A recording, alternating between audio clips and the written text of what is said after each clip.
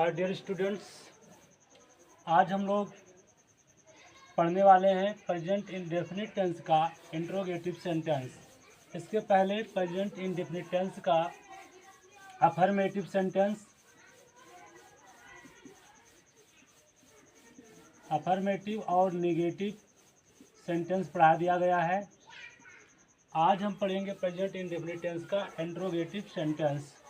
तो dear students, present indefinite tense का interrogative sentence कैसे बनते हैं, उनके बनाने के सिंपल रूल्स क्या हैं और उन्हें हम कैसे लिखते हैं, आज हम इस वीडियो में पूरा समझेंगे। डियर स्टूडेंट्स, पहले समझिए इंट्रोगेटिव सेंटेंस क्या होते हैं। What is interrogative sentence? Interrogative sentence को हिंदी में बोलते हैं प्रश्नवाचक वाक्य। क्या बोलते हैं? प्रश्नवाचक वाक्य। तो ऐसे वाक्य जिसमें प्रश्न पूछा जाता है उन्हें इंट्रोगेटिव सेंटेंस कहा जाता है। ऐसे वाक्य जिसमें प्रश्न पूछे जाते हैं उन्हें इंट्रोगेटिव सेंटेंस कहते हैं। जैसे किसी ने कहा, क्या वह घर जाता है? तो डियर स्टूडेंट देखिए, यहाँ पर प्रश्न किया जा रहा है कि क्या वह घर जाता है। तो डियर स्टूडेंट्स, ये आपको समझ में आ गया कि ऐसे सेंटेंस जिसमें प्रश्न पूछा जाता है वो क्या कहलाता है? इंट्रोगेटिव सेंटेंस कहलाता है या कहा जाता है। डियर स्टूडेंट्स, जो इंट्रोगेटिव सेंटेंस होते हैं वो दो प्रकार के होते हैं। एक होते हैं यस या नो टाइप और दूसरा होता है dear students WH type interrogative sentence. Dear students, interrogative sentence जो होते हैं एस या नो टाइप और दूसरा होता है WH टाइप। तो डियर स्टूडेंट्स, जो एस या नो टाइप इंट्रोगेटिव सेंटेंस होते हैं, ऐसे सेंटेंस जिसका जवाब हाँ या ना हो सकता है या जिसका जवाब हम लोग हाँ या ना में देते हैं, उसे हम लोग क्या बोलते हैं? इंट्रोगेटिव सेंटेंस कहते हैं। जैसे किसी ने कहा, क्या तुम चाय पीते हो? क्या तुम चाय पीते हो? अगर आप चाय पीते हो तो बोलोगे यस। अगर किसी ने दूसरा कहा, क्या तुम झूठ बोलते हो? क्या तुम झूठ बोलते हो? अगर नहीं बोलते हो तो क्या बोलोगे? नो। मतलब हाँ या ना में आप इसका जवाब दे सकते हैं। तो इंट्रोगेटिव सेंटेंस जिसका जवाब हम लोग यस या नो में, हाँ या ना में दे सकते हैं, उन्हें हम लोग यस या नो टाइप इंट्रोगेटिव सेंटेंस कहते हैं। तो डियर स्टूडेंट्स, इतना मालूम हो गया। दूसरा होता है WH type interrogative sentence. WH type interrogative sentence ऐसे सेंटेंस होते हैं डियर स्टूडेंट्स जिसका जवाब हम लोग हाँ और ना में नहीं दे सकते हैं। इनका ये जो होते हैं ये प्रश्नवाचक शब्दों से प्रारंभ होते हैं। जैसे आपके प्रश्नवाचक शब्द क्या हो गए? व्हाट, जिसका मतलब होता है क्या। व्हेयर, जिसका अर्थ होता है कहाँ। व्हेन, जिसका अर्थ होता है कब। तो डियर स्टूडेंट्स, जिस प्रश्नवाचक सेंटेंस का जवाब हम हाँ या ना में नहीं दे सकते हैं उन्हें हम लोग WH टाइप इंट्रोगेटिव सेंटेंस कहते हैं। तो डियर स्टूडेंट्स, आज हम लोग सबसे पहले एस या नो टाइप इंट्रोगेटिव सेंटेंस का क्या बनाएंगे? ट्रांसलेशन बनाना सीखेंगे। फिर WH टाइप इंट्रोगेटिव सेंटेंस का ट्रांसलेशन बनाना सीखेंगे, वो भी किसका? प्रेजेंट इंडेफिनिट टेंस का। तो डियर स्टूडेंट्स, प्रेजेंट इंडेफिनिट का जो पहला रूल्स है इंट्रोगेटिव सेंटेंस बनाने का, वो होता है कि यदि वाक्य क्या से प्रारंभ हो। यदि वाक्य आपका किससे प्रारंभ हो? क्या से प्रारंभ हो। तो सबसे पहले डू या डज लगाएंगे। अब डियर स्टूडेंट्स, यहाँ एक क्वेश्चन उठता है कि डू और डज कब लगाएं। डियर स्टूडेंट्स, यहाँ आपको बहुत ध्यान देने वाली बात है। इस बात को बिल्कुल ध्यान रखना कि हम डू कब लगाएंगे और डज कब लगाएंगे। तो डियर स्टूडेंट्स, अगर आपका सब्जेक्ट ही है, सी है, इट है और सिंगुलर नंबर है, अर्थात किसी का नाम है, तो उसके साथ हम लोग लगाते हैं डज। क्या लगाते हैं डियर स्टूडेंट? डज का यूज करते हैं। अगर आपका सब्जेक्ट आई है, वी है, यू है, दे है और बहुवचन है, अर्थात एक से ज़्यादा है, तो उसके साथ हम लोग डू का यूज करते हैं डियर स्टूडेंट्स। ये आपको नियम में ध्यान रखना है। अगर आपका सब्जेक्ट ही, वह पुरुष के लिए, सी वह स्त्री के लिए, और किसी का नाम है मान लो रोहन, सोहन, गीता, तो उसके साथ हम लोग डज का यूज करते हैं। आई मिस होता है मैं, बी मतलब होता है डे स्टूडेंट्स हम, यू मतलब होता है तुम, और दे माने होता है वह। प्लूरल मतलब जब एक से अधिक हो, तो डे स्टूडेंट इनके साथ हम लोग क्या लगाएंगे, डू का यूज करते हैं। ये बिल्कुल ध्यान रखना। ही से इट और एक वचन होगा तो उसके साथ हम लोग डज का यूज करेंगे। आई भी यू दे और बहुवचन होगा तो उसके साथ हम लोग डू का यूज करते हैं। तो डे स्टूडेंट यदि वाक्य आपका क्या से प्रारंभ होगा तो डू या डज लगाएंगे। डू कब लगाएंगे, जब सब्जेक्ट आपका आई बी यू दे और बहुवचन होगा तो डू लगाएंगे। और डज कब लगाएंगे, जब सब्जेक्ट ही से इट और सिंगुलर होगा तब डज लगाएंगे। इतना डियर स्टूडेंट आपको समझ में आ गया। तो सबसे पहले डू डज लगाएंगे, फिर सब्जेक्ट का प्रयोग करेंगे, फिर वर्ब का फर्स्ट फॉर्म लिखेंगे। वर्ब का फर्स्ट फॉर्म यहाँ कुछ लिखा गया है डियर स्टूडेंट्स, और आप याद भी कर सकते हैं। और फिर क्या लगाएंगे डियर स्टूडेंट, फिर ऑब्जेक्ट लिखेंगे, फिर क्या लगाएंगे, क्वेश्चन मार्क लगाएंगे। पहला नियम हो गया, यदि वाक्य क्या से प्रारंभ होता है तो इस फार्मूले का हम लोग यूज करके ट्रांसलेशन बनाएंगे। तो डियर स्टूडेंट्स आइए सबसे पहले यदि वाक्य क्या से प्रारंभ होता है, यदि वाक्य क्या से प्रारंभ होता है, सारे वाक्य क्या से प्रारंभ हो रहे हैं, तो इसका यूज करके हम लोग सबसे पहले ट्रांसफर बनाते हैं। तो रूल्स नंबर 2 को हम लोग फॉलो करेंगे। आइए देखते हैं। पहले कह रहा है क्या वह एक पुस्तक पढ़ता है। तो डियर स्टूडेंट्स ध्यान रखना, देखिए वाक्य क्या से प्रारंभ होता है, तो नियम था कि डू या डज लगाएंगे। समस्या अब क्या है कि डू लगाएंगे या डज। अब यहाँ पर देखिए जो सब्जेक्ट है, यहाँ देखिए सब्जेक्ट वह है, तो वह के साथ क्या लगता है डियर स्टूडेंट, डज लगता है। देखिए यहाँ लगा है ही मतलब वह के साथ क्या लगता है, डज। तो सबसे पहले डियर स्टूडेंट क्या लगाए आप लोग, डज लगाएं। सबसे पहले आप लिखेंगे डज। डज क्या हो गया, डू या डज में से एक हो गया। फिर लगाना डियर स्टूडेंट सब्जेक्ट। सब्जेक्ट कौन है, वाह मतलब पुरुष है, पढ़ता है, अगर पढ़ती होता तो सी लगाया जाता, पढ़ता है तो जेंट्स है तो ही लगाएंगे। डज ही, डज ही हो गया डियर स्टूडेंट, डू या डज। फिर सब्जेक्ट होगा, फिर B1 वर्ब क्या है, पढ़ना। पढ़ना की डियर स्टूडेंट क्या होता है, रीड। क्या होता है डियर स्टूडेंट, रीड होता है first form. Does he read क्या पढ़ता है। ऑब्जेक्ट क्या है डियर स्टूडेंट, डू डज हो गया, सब्जेक्ट हो गया, वर्ब का फर्स्ट फॉर्म होगा। ऑब्जेक्ट क्या हो गया, ऑब्जेक्ट आपका डियर स्टूडेंट क्या है, एक गीत। क्या है यहाँ पर, एक गीत।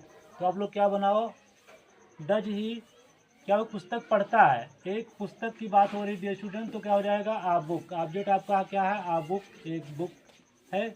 और अंत में क्या लगाना है डियर स्टूडेंट, क्वेश्चन मार्क लगाना है। Does he read a book, क्या वह एक पुस्तक पढ़ता है। तो डियर स्टूडेंट मालूम हो गया, यदि वाक्य आपका क्या से प्रारंभ होगा तो डू या डज लगाएंगे, उसके पास सब्जेक्ट लगाएंगे, फिर वर्ब का फर्स्ट फॉर्म, फिर ऑब्जेक्ट लगाएंगे, फिर अंत में क्या लगाना होगा, क्वेश्चन मार्क।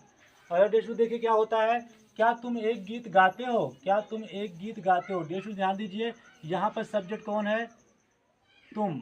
यहाँ पर कौन है, तुम की अंग्रेजी क्या होती है, यू। देखिए डियर स्टूडेंट यहाँ पर क्या होता है, तुम की अंग्रेजी यू होता है, तो यू के साथ क्या लगाते हैं डियर स्टूडेंट, हम लोग क्या लगाते हैं, डू लगाते हैं। तो सबसे पहले आप यहाँ का लगाएंगे, डू का यूज करेंगे।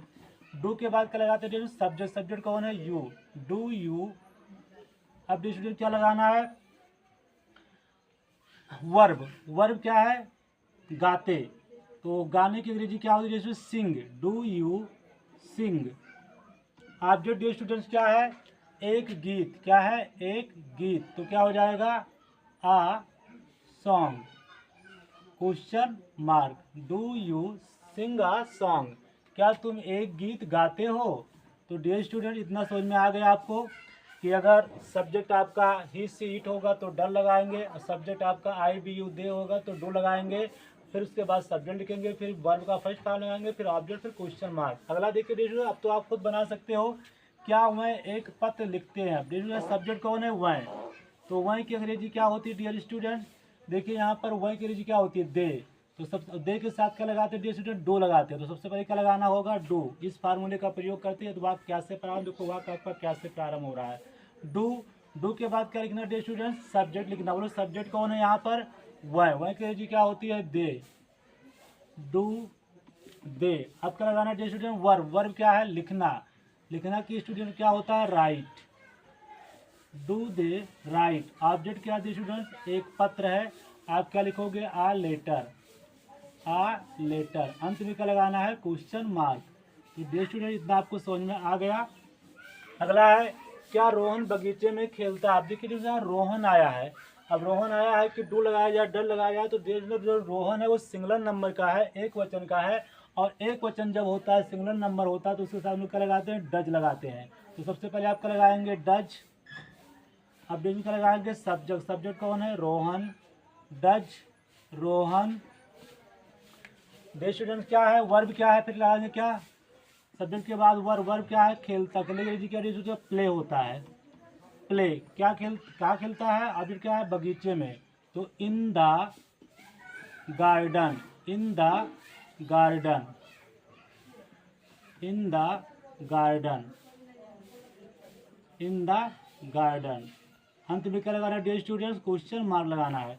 तो डियर स्टूडेंट आपको समझ में आ गया कि यदि वाक्य क्या से प्रारंभ होगा, तो डू या डज का प्रयोग हम लोग कर्ता के अनुसार सबसे पहले करते हैं, उसके बाद सब्जेक्ट लगाएंगे, फिर वर्ब का फर्स्ट फॉर्म लगाएंगे, फिर ऑब्जेक्ट लगाएंगे, अंत में क्वेश्चन मार्क लगाएंगे।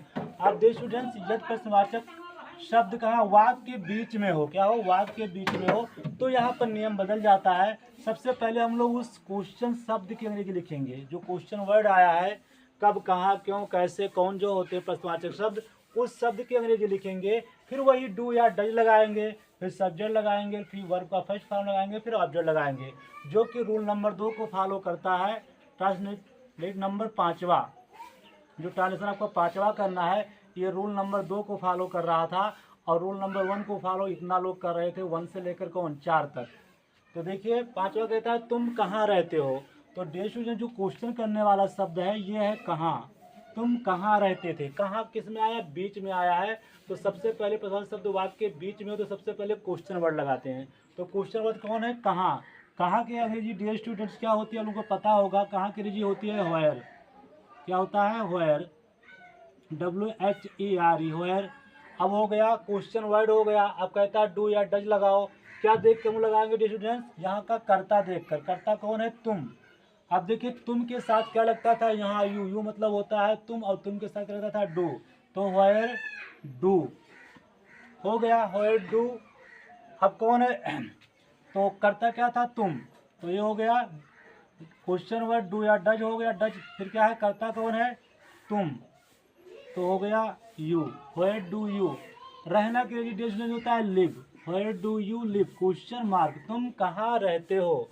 डेफिनेशन बस इतना ध्यान देना है कि अगर प्रश्नवाचक शब्द वाक्य के बीच में आ रहा है, तो सबसे पहले हम लोग उस शब्द की अंग्रेजी लिखेंगे, फिर डू या डल लगाएंगे। डू कब लगाना है, डज कब लगाना है, यहाँ सब्जेक्ट को देखकर। फिर सब्जेक्ट लगाना है, फिर वर्ब का फर्स्ट फॉर्म लगा देना और क्वेश्चन मार्क लिख देना। बस इतना सा कार्य करना है। अगर स्टूडेंट रोहन क्या करता है, देखिए यहाँ पर क्वेश्चन वर्ड आपके देखिए शुरुआत में क्या नहीं है, बीच में क्या शब्द आया है, तो हम लोग क्या लिखेंगे, क्या करेंगे, क्या होती है स्टूडेंट, व्हाट होता है, व्हाट। अब देखिए स्टूडेंट क्या करना है, क्वेश्चन हो गया डू या डज लगाएं। अब देखो यहाँ पर रोहन है, रोहन किसी का नाम है जो सिंगुलर नंबर का लगाते हैं डज, तो व्हाट डज, तो हो गया क्वेश्चन वर्ड डू या डज हो गया। सब्जेक्ट कौन है स्टूडेंट, जहाँ पर रोहन है तो क्या लगाओ, रोहन, व्हाट डज रोहन। फिर क्या होता है, करना। करना के डिक्शनरी क्या होता है, do. What does Rohan do, Rohan क्या करता है। What does Rohan do, Rohan क्या करता है। डियर स्टूडेंट्स अगला है करण कहाँ खेलता है। तो प्रश्नवाचक शब्द कहाँ आया, वाक्य के बीच में आया कहाँ शब्द। कौन शब्द आया डियर स्टूडेंट, कहाँ आया। तो कहाँ की अंग्रेजी क्या होती है, व्हेयर। तो सबसे पहले आप व्हेयर लिखे। अब बात आती है क्वेश्चन वर्ड हो गया डू या डज लगाएं, तो सब्जेक्ट देख कर लगाना अपने। सब्जेक्ट कौन है, करण। करण क्या है आपका, एक वचन है, और एक वचन के साथ क्या लगता है, डज लगता है, तो लगाओ डज, व्हेयर डज। फिर क्या लगाना है, सब्जेक्ट कौन है, करण, व्हेयर डज करण। खेलना की क्या play, where does Karan play. अंत में क्या लगाना होता है, क्वेश्चन मार्क लगाना होता है। देखिए ऐसे आप बना देते हो, तुम क्यों रोते हो। किसके लिए बनाए, सबसे पहले डिस्कशन इस क्यों की, कौन सी क्यों की। तो क्यों की अंग्रेजी क्या होती है, वाई। अब क्या लगाना है, क्वेश्चन वर्ड हो गया डू की डज लगाएं। अब देखना हमारा सब्जेक्ट क्या है, तुम के साथ बोलो क्या लगता है, तुम के साथ लगता है डू, तो वाई डू। फिर सब्जेक्ट कौन है, यू, वाई डू यू। रोना का डिस्ट्रीज होता है beep, Y do you weep, तुम क्यों रोते हो। अगला डालें देखिए भाई, डिस्ट्रीज तुम क्या बेचते हो। तो क्वेश्चन कौन शब्द कर रहा है, क्या शब्द। तो सबसे पहले क्या करिए, लिखिए व्हाट। अब क्या लगाना है, डू या डज। तो क्या देख लगाएंगे, तुम के साथ यू, यू के साथ क्या लगता है, डू लगता है, तो लगाओ व्हाट डू सब्जेक्ट कौन? तुम की अंग्रेजी होती है यू। व्हाट डू यू, बेचना की डियर क्या होती है अंग्रेजी? सेल।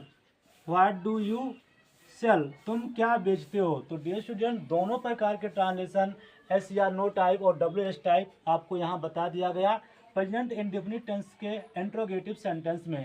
डियर स्टूडेंट्स अब बारी आती है इंट्रोगेटिव नेगेटिव सेंटेंस की। इंट्रोगेटिव नेगेटिव सेंटेंस की तो इंट्रोगेटिव नेगेटिव सेंटेंस में डियर स्टूडेंट सारे रूल्स यही होते हैं, बस इसमें क्या होता है कि सब्जेक्ट के बाद क्या लगाना होता है? नॉट का यूज करना होता है। सब्जेक्ट के बाद नॉट लगाना होता है, जैसा कि रूल नंबर पहला दिया गया है, ये डू या डज लगाना है, फिर सब्जेक्ट लगाना है, फिर नॉट, फिर क्रिया की फर्स्ट फॉर्म, फिर ऑब्जेक्ट, फिर क्या लगाना है? Question mark. और रूल नंबर दूसरा होता है यदि प्रश्नवाचक शब्द वाक्य के बीच में हो तो सबसे पहले उस शब्द की अंग्रेजी लगाएंगे, क्वेश्चन वर्ड लिखेंगे, डू डज, फिर सब्जेक्ट, फिर नॉट, फिर V1, क्रिया की फर्स्ट फॉर्म, फिर ऑब्जेक्ट लगाएंगे। ट्रांसलेशन देखिए डिस्ट्रीब्यूशन मान लिया जाए, क्या वह एक गीत नहीं गाता? यहाँ पर अब की नहीं आ गया, इस वाले ट्रांसलेशन में नहीं आ रहा था, यहाँ पर केवल इंट्रोगेटिव सेंटेंस था, यहाँ पर नहीं आ गया, ये इंट्रोगेटिव नेगेटिव सेंटेंस हो गया। तो क्या वह एक गीत नहीं गाता है? तो देखिए यहाँ पर क्या से शुरू हुआ, देखिए रूल्स आपका क्या से शुरू हुआ है, और जब क्या से शुरू हुआ है तो सबसे पहले डू या डज का यूज हम लोग करते हैं। और देखिए सब्जेक्ट आपका वह है, तो वह के साथ क्या लगाते हैं हम लोग? डज। तो सबसे पहले क्या लगाते हैं? डज। फिर डज क्या लगाए? सब्जेक्ट कौन है? वह, तो डज ही सब्जेक्ट हो गया। सब्जेक्ट के बाद क्या लगाना है? नॉट की अंग्रेजी लिखनी है, नॉट, नॉट नहीं, डज ही नॉट। फिर डज क्या है? वर्ब। वर्ब कौन है? B1 फर्स्ट फॉर्म, गाना, तो होता है sing. Does he not sing, object क्या है? एक गीत, तो आ सॉन्ग।